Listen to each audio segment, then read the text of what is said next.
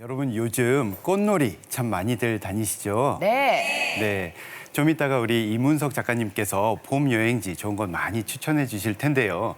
그 전에 내 몸이 건강해야 놀러도 다니고 또 잘 즐기다 오실 수도 있겠죠. 네. 네, 아마 여기 계신 어머님들 중에 놀러 다니고 싶어도 아파서 가지 못하시는 분들 계실 거예요. 네. 그 중에서도 중년 이후 우리를 괴롭히는 게 바로 발바닥 통증입니다. 발바닥 통증이 있으면 걷는 즐거움도 빼앗기고 삶의 질도 크게 떨어질 수밖에 없어요. 실제로 최근에 저를 찾아오셨던 60대 여성 환자분의 이야기를 좀 들려드릴게요. 1년 전부터 아침마다 반복적으로 생기는 발바닥 통증 때문에 이곳저곳 병원을 다니면서 1년 동안 병원비만 무려 500만 원이나 썼다고 하시더라고요. 아니 진짜 그 발바닥 아프다고 500만 원이나 네. 써요. 네. 그런데 치료를 받아도 그때뿐이고 계속 아프고 낫지를 않는다고 저에게 막 하소연을 하시는 거예요. 그러니까 당연히 놀러 다니는 건 꿈도 꿀 수 없었겠죠. 네, 게다가 계속되는 통증 때문에 일상생활까지 지장을 받게 되니까 나중엔 우울증까지 왔다고 하더라고요. 아니 우울증까지 걸리셨어요. 네, 아니 근데 네. 1년을 그것도 500만 원이나 썼는데 낫지도 않고 그러면 저조차도 진짜 우울해질 것 같아요. 네, 맞습니다. 그래서 제가 환자분에게 그럼 스트레칭은 열심히 하셨어요? 라고 물어봤더니 네. 이분이 처음 듣는다는 듯이 네? 무슨 스트레칭이요? 라고 하시는 거예요. 사실 족저근막염에서 제일 중요한 게 족저근막염을 일으키는 근본 원인을 해결하기 위해서 스트레칭과 발 근육 운동을 꾸준히 하시는 거거든요. 그런데 근본적인 원인은 해결하지 않고 병원을 다니면서 급한 대로 염증 치료만 하니까 통증이 없어지지 않고 계속 재발했었던 겁니다. 이분은 결국 제가 가르쳐드린 몇 가지 운동으로 완전히 나으셨어요.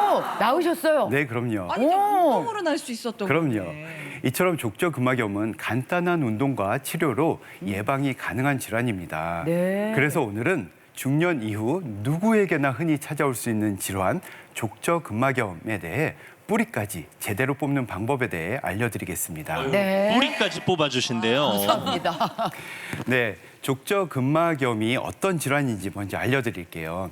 먼저 발바닥의 구조를 보시면요. 발바닥에는 이렇게 뻣뻣한 힘줄 같은 조직, 족저근막이 있습니다. 족저근막은 마치 활의 시위처럼 네. 앞꿈치와 뒤꿈치를 연결해서 이렇게 아취를 유지해주고요. 우리가 걸을 때 충격을 흡수하고 또 스프링처럼 바닥을 박차고 나갈 수 있게 해주는 아주 중요한 구조예요. 그런데 뭐든지 많이 쓰면 닳고 해지기 마련이잖아요. 네. 족저근막도 마찬가지입니다.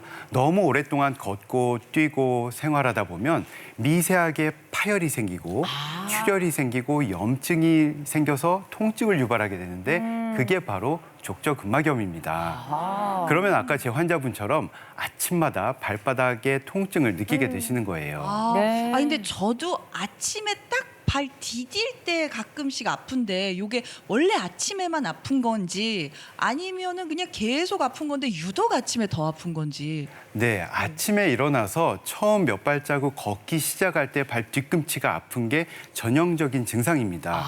그러다가 조금 걷다 보면은 좀 부드러워지면서 통증이 없어져요. 네. 하지만 하루 종일 많이 걷다 보면 여지없이 계속 통증이 생깁니다. 그런데 특히 아침에 발 뒤꿈치가 아픈 이유는 네. 자는 동안 우리의 발의 자세와 관련이 있어요. 우리가 잘 때 이렇게 왼쪽처럼 딱 발에 힘을 주고 자진 않잖아요. 예. 앞에 자죠. 힘. 네. 네, 우리가 힘을 빼고 편안하게 자면 발은 자연스럽게 이렇게 처지게 되고 네네네.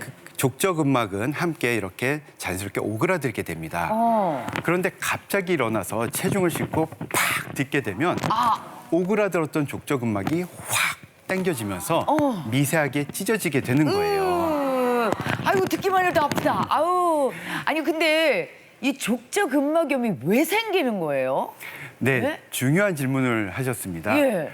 족저근막염이 왜 생기는지를 알아야 우리가 예방을 할 수 있겠죠. 네. 족저근막염이 생기는 이유는 다양한데요. 가장 중요한 것은 뻣뻣하고 약한 발입니다. 기억해 주세요. 뻣뻣하고 약한 발. 뻣뻣하고 약한 우리 발. 어르신들 걷기 운동 많이 하시는데 걸을 때 준비 운동 하시나요? 걷는데 하시죠. 무슨 준비 운동이에요? 아니 잘 우리가 걷는데 아유 화장실 가야지 그러면서 준비 운동을 하고 화장실에 가야지 이러지는 않잖아요. 네, 잘 안 하시죠. 네. 그런데 밖에 많이 걷기 위해서는 또 하루를 시작하기 위해서는 준비 운동을 하셔야 됩니다. 그래요? 나이 들어서 우리가 체조나 스트레칭을 하지 않으면 우리 몸이 뻣뻣해지잖아요. 발바닥도 마찬가지예요. 뻣뻣해진 발바닥을 우리가 스트레칭을 열심히 해서 이렇게 고무줄처럼 부드럽게 만들면 우리가 걸어도 족저근막이 찢어지질 않습니다. 그런데 스트레칭을 하지 않아서 이렇게 뻣뻣한 채로 우리가 바로 걸으면 족저근막이 아이고. 이렇게 찢어질 수밖에 없습니다. 아, 네, 그래서 걷기 전에 스트레칭이 중요한 건데요. 이때 중요한 것은요. 발바닥만 풀어주시면 안 됩니다.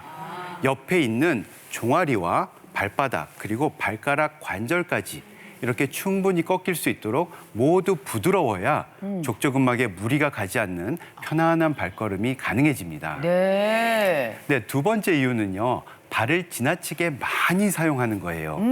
손흥민 선수도 몇 년 전에 족저근막염으로 아주 고생을 많이 했다고 하더라고요. 그래요?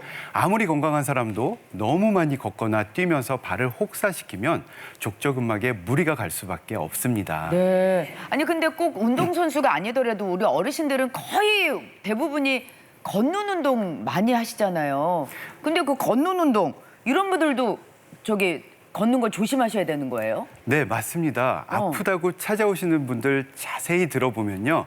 만보 걷기를 많이 하시거나 예. 하루에 1시간 이상씩 꼬박꼬박 채워서 걷는 분들이 참 많으세요. 걷는 게 참 좋은 운동인 것은 맞지만 네. 뭐든지 너무 과하면 지나치면 좋지 않습니다. 그다음에 발의 아치에 따라서도 족저근막이 잘 오는 발이 있어요. 우리가 발의 아치는요. 간단하게 테스트를 해볼 수 있는데 디뎠을 때 볼펜 하나가 발의 중간 정도까지 이렇게 쑥 들어가면 발이 정상이라고 보실 수 있습니다. 아, 그래요? 그런데 이 볼펜이 너무 끝까지 그냥 쉽게 쑥 들어가 어머나. 버리면 발의 아치가 너무 높은 요족인 거고요. 아, 반대로 이렇게 하나도 안 들어간다. 그러면 평발인 거죠. 네, 이렇게 쉽게 생각하실 수가 있는데요. 네네. 그림을 보시면 정상에 비해서 아치가 높은 경우에는 선천적으로 족저근막이 짧습니다. 그러니까 족저근막이 과도하게 팽팽하기 때문에 찢어지기가 쉽고요.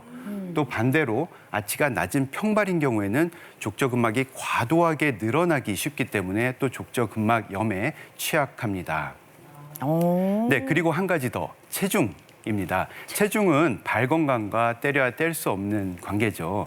몸무게가 많이 늘어났다 하면은 그만큼 발에는 추가적인 부담이 되기 때문에 족저근막에 무리가 됩니다. 자, 제가 엑스레이 사진으로 정상 발과 족저근막염이 생긴 발의 차이를 좀 보여드릴게요. 네네. 왼쪽에 정상인데 발 뒤꿈치 아랫부분을 보시면 저렇게 둥그렇고 매끄럽게 부드럽게 생겼잖아요. 네네. 그에 비해서 오른쪽에 족저근막염이 있는 발은 바닥에 저렇게 뾰족하게 어머나. 가시가 돋아나 있는 게 보이실 거예요. 뭐가 보이시죠? 자라난 것 같아요. 네, 맞습니다.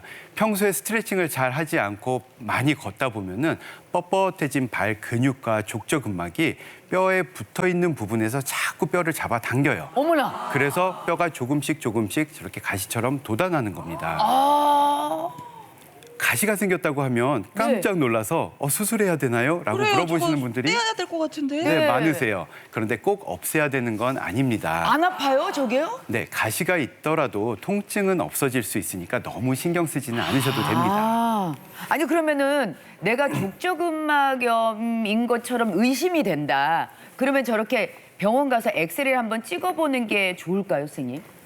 네, 엑스레이로 확인은 해볼 수 있는데요. 네. 사실 족저근막염은 대부분 저희가 진찰 소견으로 쉽게 진단이 가능합니다. 아, 엑스레이 안 찍어도요? 네, 그런데 헷갈리기 쉬운 질환이 하나 있어요.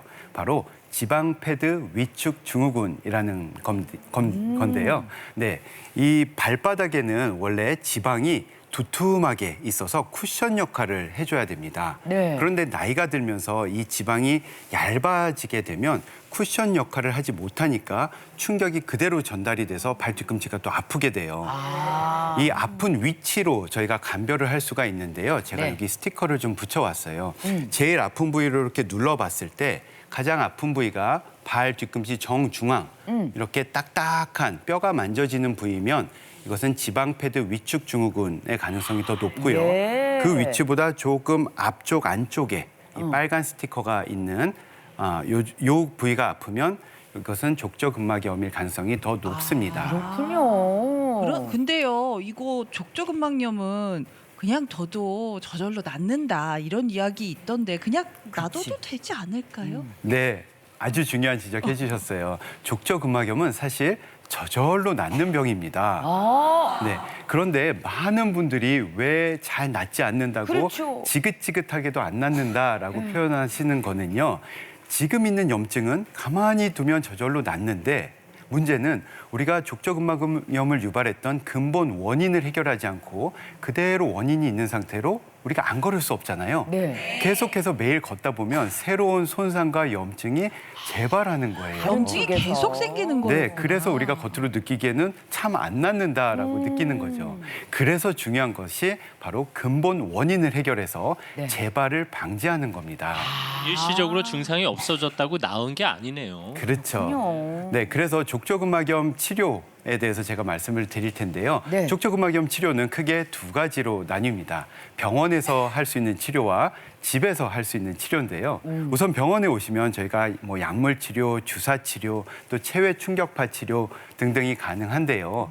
집에서 할 수 있는 운동 치료를 제가 오늘 알려드릴 테니까 먼저 해보시기를 권해드립니다. 네. 네, 족저근막염 가장 중요한 원인이 뭐라고 했죠? 바로 뻣뻣하고 약한 발이라고 한 거 뻣뻣하고 기억하시죠? 약한 발. 네, 뻣뻣하고 약한 발을 그래서 우리가 부드럽고 튼튼한 발로 만들어야 재발을 방지할 수 있습니다. 네. 그래서 먼저 스트레칭으로 부드럽게 푸는 동작부터 제가 알려드릴 텐데요. 이름하여 밀고 당기고 쭉쭉 운동입니다. 밀고 교수님 당기고 직접 시연을 쭉, 보여주세요. 네, 제가 한번 보여드릴게요. 우리 다 같이 한번 큰 소리를 해볼까요? 밀고 당기고 쭉쭉. 네. 아, 좋습니다. 자, 제가 한번 가르쳐드릴게요. 의자 가지고 오겠습니다.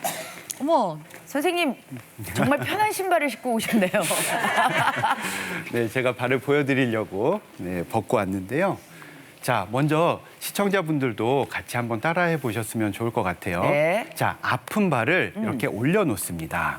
그리고 올려놔요. 같은 쪽 손으로 발가락 관절을 이렇게 꺾어서 당겨주세요. 쭉 당겨주시고 반대쪽 손으로는 뒤꿈치를 먼 방향으로 이렇게 밀어냅니다. 그래서 밀고 당기는 거예요.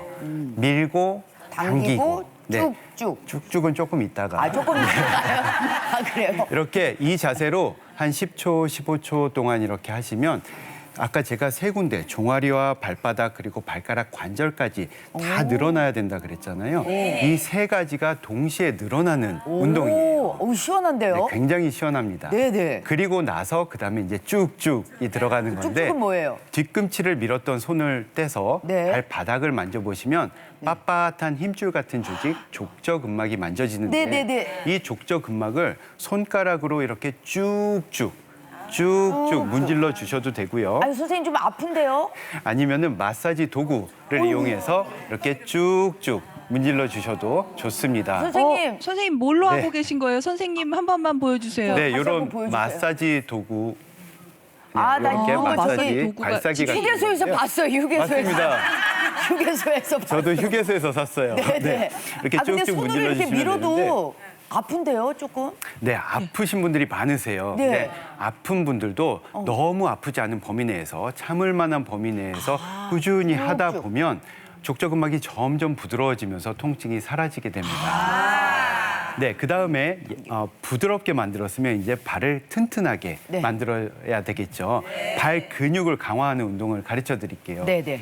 뒤에 화면을 보시면 발에는 저렇게 근육이 있어요. 근데 우리가 운동을 하지 않으면 발 근육이 약해집니다. 그래서 발 근육을 튼튼하게 해야 되는데 자, 무릎을 이렇게 쫙 펴보세요. 물을 펴요. 네, 무릎을 펴고 힘드신 분들은 발을 그냥 내려놓고 하셔도 됩니다. 네. 그런데 무릎을 쫙 핀 상태로 우리가 발목을 뒤로 딱 젖히세요. 네.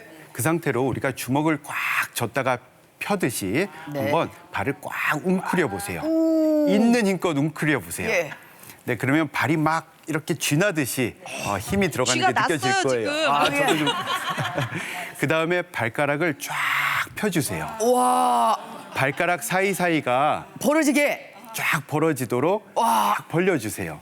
다시 한번 웅크렸다가 폈다가. 아니, 집에서 가족들이랑 하면 웃기기도 하고 시원하기도 하고 그럴 것 같아요. 네, 교수님은 개구리 발처럼 쫙 그러니까.